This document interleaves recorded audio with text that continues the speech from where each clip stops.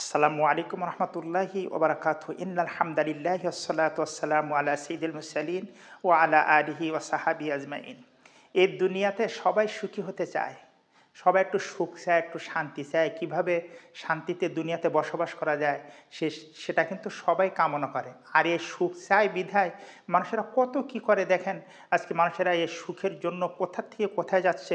পিতা মাতা ভাই বোন স্ত্রী পুত্র সন্তান সন্ততি আত্মীয়জন দেশ গ্রাম সব ফেলে ওই বিদেশ চলে যাচ্ছে টাকা উপার্জনের জন্য, যে এই টাকা হলেই পরে মনে হয় সুখ পাবো। এখন এই সুখের জন্য কে না কোথায় দৌড়াচ্ছে, ছুটাছুটি করছে। সবাই তো সুখের পাগল, সবাই তো সুখের পিছনে দৌড়াচ্ছে যে কিভাবে সুখ পাওয়া যায়। এজন্য মানুষেরা উঠে পড়ে লেগে যায়।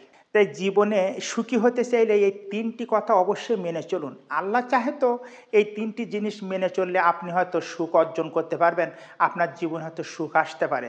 তার এক নম্বরটা হলো কারো বাসায় ঘন ঘন যাবেন না। তো যেই হোক না কেন, আপনি কারোর বাসায় যদি ঘন ঘন যান তারা বিরক্তবোধ মনে করবে। তাদের কাছে আপনার আর কোনো ভ্যালু থাকবে না, তাদের কাছে কোনো দাম থাকবে না। তারা আপনাকে বসতে দেবে না, আপ্যায়ন করতে চাইবে না, আপনাকে মূল্যায়ন করতে চাবে না। তারা বিরক্তিবোধ মনে করবে। এজন্য কাহারও বাসায় ঘন ঘন যাওয়া ঠিক না, এটা কিন্তু আমাদের মাথায় রাখতে হবে। দ্বিতীয় যেটা, সেটা হলো পারিবারিক ঝামেলায় আপনি তৃতীয় পক্ষ হয়ে তাদের ভিতরে জড়িয়ে যাবেন না। দেখা যাচ্ছে যে আপনজনের ভিতরে মানে তাদের ভিতরে কোনো ক্রমে একটু ঝগড়াঝাটি হয়েছে বা কোনো ক্রমে একটু মানে মনোমালিন্য হয়েছে, আপনি সেখানে মিটাই দিতে যাচ্ছেন তৃতীয় পক্ষ হয়ে।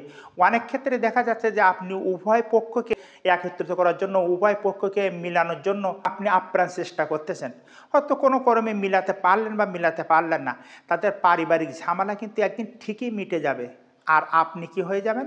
আপনি শেষে আপনারা কোনো মূল্য থাকবে না। আমাদের গ্রাম্য ভাষায় একটা কথা বলে, আম আর দুধ মিশে যায়, আটি আদারে চলে যায়। অর্থাৎ আম আর দুধ যখন মিশে যাবে, এই দুটো যখন খাওয়ার জন্য তৈরি করা হবে আর আটিটা তখন ফেলে দেওয়া হবে। অর্থাৎ তারা আপনজন একদিন না একদিন কিন্তু তারা মিলিত হবে। আর তখন কি হবে? তখন আপনাকে আর মূল্যায়ন করবে না, অর্থাৎ আপনাকে অনেক ক্ষেত্রে দোষারোপ করতে পারে। এজন্য দরকার কি, আপনি আর কোনো সময়ের জন্য তৃতীয় পক্ষ আপনি সেখানে যাবেন না। আপনি যদি গেছেন তাহলে অনেক সময় সমস্যা পড়তে পারেন। হয়তোবা আপনি হয়তো ভালোভাবে গেছেন যে তাদের ভিতরে ঝগড়াঝাটি মিলিয়ে দেয়, কিন্তু অনেক ক্ষেত্রে দেখা যাবে কি জানেন, যে তারা কিন্তু ঠিকই মিলেমিশে যাবে আর আপনাকে শেষে কিন্তু আর মূল্যায়ন করা হবে না। আর ৩ নাম্বার, সেটা হলো কাহারও ব্যবসায় জ্ঞান দিতে যাবেন না। ভাই তুমি এইভাবে ব্যবসা করো, এইভাবে উন্নতি লাভ করতে পারবে, তুমি এই মালটা উঠাও, তুমি এইভাবে দোকানটা তৈরি করো, তুমি এই বাজারে এই জায়গাটা দাও। এক কথা, আপনি যখন কোনো মানুষকে উপদেশ দিতে থাকবেন তার কল্যাণকামী হবেন।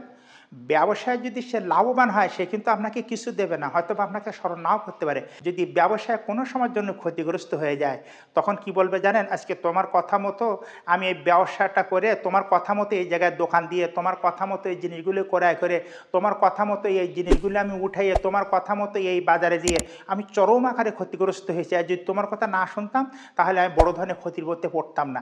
তাহলে কি হবে? আপনি জ্ঞান দিতে গেলেন, আর ব্যবসা যদি উন্নতি, আপনাকে তো মূল্যায়ন করলো না, আপনাকে কিছু দেবে না। আর যদি ক্ষতিগ্রস্ত হয়, সমুদায় দোষ কিন্তু আপনাকে ঘাড়ে নিতে হবে। এই জন্য কাহাকে কোনো মানুষের এই ব্যবসার ব্যাপারে তাদের জ্ঞান দিতে যাবেন না, তাদের উপদেশ দিতে যাবেন না।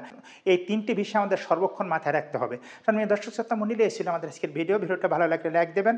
পরবর্তী আবার কোনো ভিডিওতে দেখা হবে ইনশাআল্লাহ। ততক্ষণ ভালো থাকুন, সুস্থ থাকুন। আল্লাহ হাফিজ।